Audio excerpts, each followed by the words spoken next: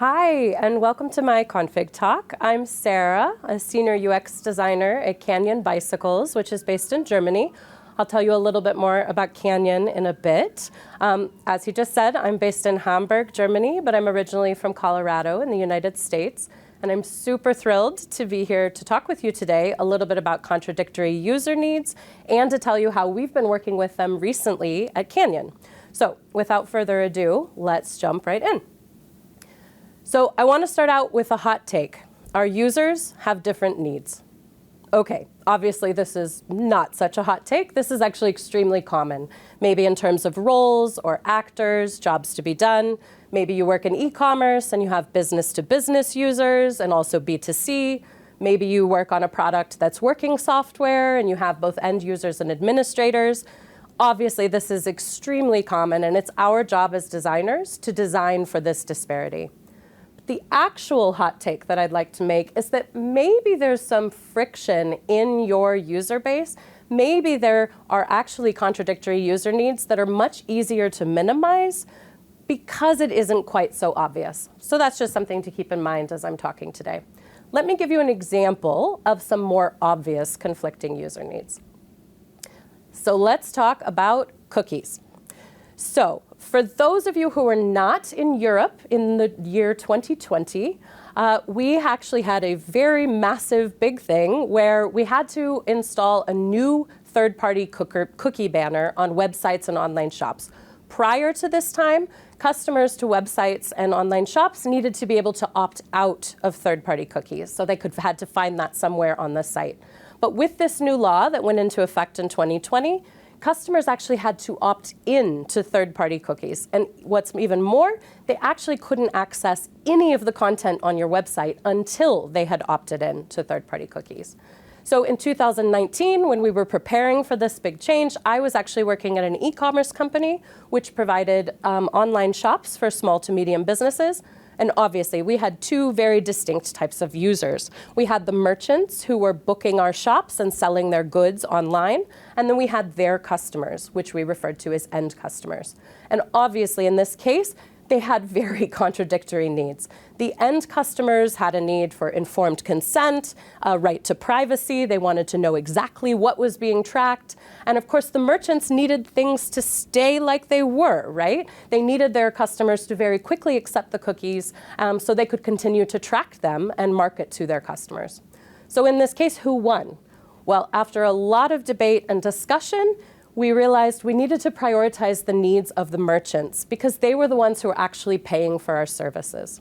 So we weren't the only ones. As you can see here, these are some anonymous examples of current existing cookie banners on European e-commerce websites. And as you can see, there are some UX anti-patterns that we're trying to prioritize the needs of the merchants over the end customer or the business needs. So let's talk just a little bit, that was an example, let's talk just a little bit about our role as designers and how we talk about our users. So of course, our users are not a monolith, right? The way that some of the strategies that we think about, that we use to think about our users or talk about our users are actually pretty problematic. I'm looking at you, user personas. User personas create real, artificial representations of idealized users with absolutely no recognition of the complexities of their lives, how their needs interact, and how their needs actually counteract with other users' needs. At Canyon, we don't use user personas. We actually use behavioral archetypes, which makes a lot of sense. We are a bicycle company, so we can talk about how frequently our users ride their bikes, for example, where they're riding to. And then we also use user spectra, which I'll introduce to you in a few minutes. Something I want to say, I really recognize how difficult it is to talk about users without reverting back into binaries. Yeah, we have either this type of user or that type of user. And in fact, you're probably going to hear me making that mistake even during this talk, which is just to say that this is not a switch that we can just flip on and off to think about and talk about our users differently. It's actually a practice that I would like to invite you to take on as well. And that lets me give a nice little plug for inclusive design as well. What is our role if it is not trying to speak about and understand our users differently so that we can design for the full complexity of their lives? So what do we do with contradictory user needs? Well, something I really love from Katie Sherwin is she sort of says from Nielsen Norman Group, she says, let's aim to meet contradictory user needs as much as we can. Let's design good enough for both. So one strategy to do this is prioritization. This is an example I just gave you with the cookie banner project, right? We prioritized the merchant needs over the end customer needs. Obviously, prioritization depends on your company, it depends on your business goals, but it could even be beyond that. Maybe you've been sort of prioritizing one set of user needs with your last releases, right? And now you've actually chosen to prioritize a different set of user needs because they've been somewhat underserved by your releases in the last few months or years. Ultimately, what's important is just that you find a way to collaboratively prioritize these conflicting user needs. A second strategy, which actually goes along quite well with prioritization, is accommodations. So this is designing for a way, designing in a way that minimizes harm for all different user types. So obviously, with these UX anti-patterns in terms of the cookie banner, while we did need to prioritize the merchant needs, we did as much as we could to accommodate for the end users as well. And this might sound very abstract, and you might be thinking, I don't know what to do, how to do that, but you actually probably do already know how to do this. Obviously, user needs and business needs are not always in conflict, but occasionally they are. And when that does happen, and we do need to prioritize the business needs, it's our job as designers to make accommodations so that we can do as little harm to the user as possible. I'll also give you some more examples of accommodations in the future. So, enough theory, let's talk about bikes and contradictory user needs for online bike shoppers. So just to tell you a little bit about Canyon, we are actually the world's largest direct-to-consumer bicycle company. That means we sell our bikes online all around the world. We don't have any storefronts. And we started about 25 years ago in the performance road cycling industry. And then we moved into performance mountain bikes. And we're still quite well known for very high quality, high performance bicycles. About 5 years ago, we moved into some newer markets, including e-bikes and urban and city bikes. And something that we found during the first COVID lockdown in 2020, as you can imagine, all of a sudden e-commerce was very big. Everyone was shopping online. Stores were closed. Maybe also gyms were closed. People were stuck at home. They were looking for opportunities to get outside and be more active. We saw a huge bike boom. People were buying way more bikes online, which was obviously wonderful, but something that we noticed as this was happening is that we were starting to see that maybe our target customer base was changing a little bit. So we undertook some user research. My team started conducting remote user interviews all around the world. Our consumer insights manager, Julia Mantovani, started leading focus groups internationally. And we also undertook a really large user intercepts research project. This is actually a picture of Julia and I interviewing an e-bike user in Minneapolis.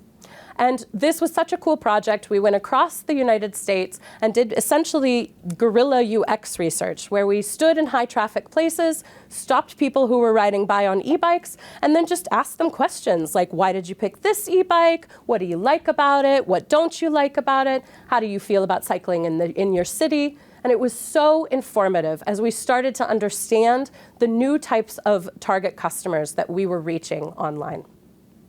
So at this point, with all of this research, that's when we started to develop our user spectra. So this first one is the non-enthusiast to enthusiast spectrum. So again, these are not two different types of customers. This is a spectrum, and all of our customers fall somewhere along this spectrum. Let me tell you a little bit about them.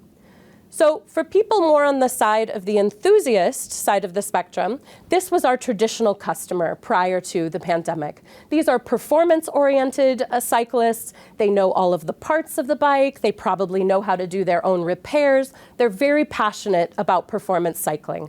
And in terms of how they shop online for bicycles, they want lots of details, lots of technical information, really need to dive deep into the information to make an informed decision about which bike to buy. But as I said, we started recognizing that we had some new types of users, of customers. So we sort of established that on this side of the spectrum, the non-enthusiast side, these were people who were newer to cycling. They didn't know much about bicycles. Maybe they didn't know even the names of all the parts of the bike.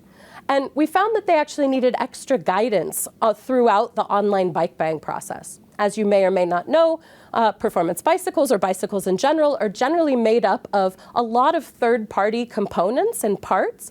And people on the enthusiast side of the spectrum are very knowledgeable and very passionate about these configurations of different third-party components.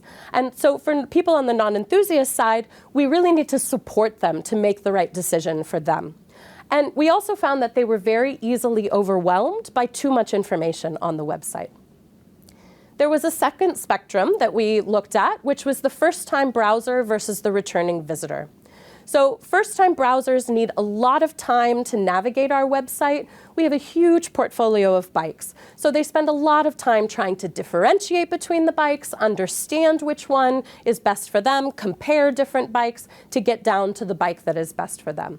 And so in terms of online behavior, there's lots of time spent on pages throughout the customer journey in order to decide on a bike. On the other hand, we have returning visitors. So what we found out from our research is that our customers generally spend an average of 3 months browsing and continuing to come back to our website before they make a purchase. And depending on where they are in that pre-purchase phase, they might be just coming back to check one small thing for comparison purposes. Or maybe they're coming back to see if the availability has changed or the delivery dates have been updated. Or perhaps they're at the very, very end of this pre-purchase customer journey, and they're coming back to our website not to consume any content at all, but to actually add the bike to the cart and check out. So clearly, this is a much different behavior when shopping online. They move much more quickly through the site, they view fewer pages, and they spend a lot less time on pages, particularly earlier in the customer journey. So you can already see with these two spectra, we're starting to talk about some very contradictory user needs. There was a third spectrum we were really curious about investigating, which was something having to do with our urban and city bikes customers versus performance bicycle customers. And the question that we had was, does this third spectrum actually overlay the first spectrum? Could we say that non-enthusiasts were the ones shopping for our urban and city bikes and enthusiasts were shopping for our performance bikes? And what we found out from our research, was no, unfortunately not. It's just not that simple. We can't actually design a different experience for a different type of user on our website because, of course, urban and city bikes customers are often non-enthusiasts, but we might have actually enthusiasts who already own a few of our performance bikes who are now looking for a city bike to get around every day, or maybe they're buying a bike for someone in their family. And then on the other hand, we have newer cyclists who'd like to try out road cycling or mountain biking. So we actually need to be able to serve the needs of all the customers across the spectra with our website. So after we did this research, we realized our product detail pages, or PDPs, this is an example here. This is the page where you would actually, it's a pretty integral part of the e-commerce site. It's where you would actually choose your color, select your size, and add your bike to your cart so that you could check out. So we realized that these pages, the product detail pages, have been designed for and prioritize the needs of our enthusiasts, of people on that side of the spectrum. Of course, this is not a huge surprise.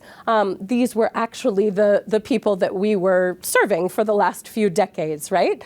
But we also saw that it provided some obstacles for returning visitors as well. What does that mean? Well, we had a very long PDP, a very long scroll. All the information was expanded. There was lots of technical information and technical images, and it was a bit hard to navigate between the different parts if you were looking for something specific. So when we got the task of redesigning our product detail page, we set a goal for ourselves. How can we redesign the PDP to meet the needs of our customers across the spectra? So let me show you a little bit about what we did. And very excitingly, these features actually went live today, so you can check them out on canyon.com. So as I said, the prior PDP was very technical, very spec-focused, lots of details. This is one example. This is our bike geometry table. So as you can see, there's a lot of specific data here in terms of head tube angles and millimeters. And if you find yourself on the enthusiast side of the spectrum, you might see this table and you might think, yay! Fantastic, so much data. I can't wait to dive in and start to understand which bike is best for me. But if you're more on the non-enthusiast side of the spectrum, you might see this table and think, oh my God, too much data. This is overwhelming, it's confusing, I don't know what this means, I feel stupid. And at the worst case, you might actually abandon our site in order to find a less complicated buying experience. So what we did was we started to create some accommodations for all of our types of users. We added more interactive elements which allow enthusiasts to get the information that they're looking for, but they're hidden behind interactions so that non-enthusiasts don't get overwhelmed. So this is an example of our geometry table now. It's behind an overlay. So we've added a little bit of friction to the enthusiast journey, an extra click, but for us, we determined it was worth it so as not to scare away the non-enthusiasts. Here's another example. We used to have a very long scroll through technical images, one after another, many of them with very technical text. If you know what slacker angles mean, no problem for you. But if you don't, it's a bit overwhelming for you and for people who don't know much about bikes. Again, we made it a bit more interactive and put it behind an interaction. This is clearly more modern and dynamic anyway. Don't worry, this is actually an early UX prototype in Figma. It does not look like this live. It's been made much more beautiful and nice to use by our senior digital product designer, George Beatty. But as you can see, by condensing this, we've actually shortened the PDP by 1/3, and in some cases by up to 1/2, which of course is beneficial to all of our customers. This was our component highlights slider. So this is really like the technical mecca of our page. This is where you would find very technical images and text highlighting the components or the parts of the bike that are USPs for the model. Great for people on the enthusiast side, a little overwhelming for non-enthusiasts. So again, we made it more interactive, put it behind an overlay. The point here is we didn't get rid of any information. It's still accessible. It's consistent across all product detail pages, so enthusiasts can find it in the same place on every single page, but it's no longer a stumbling block for all users. So we didn't stop with the bottom half of the PDP. We also added more information overlays to help non-enthusiasts make decisions. We identified which of our bikes across all of our portfolio are more attractive to newer cyclists and updated the content with more lifestyle images. And we also looked at copy. So for these bikes that are more attractive for newer cyclists, rather than focusing on technical specifications, we focus more on use case, right? And in general, we have more visual, scannable, and emotional images. So these are obviously the first steps. We are not finished. We have a lot left to do. Coming up, we will be continuing to transition copy and images to this new design.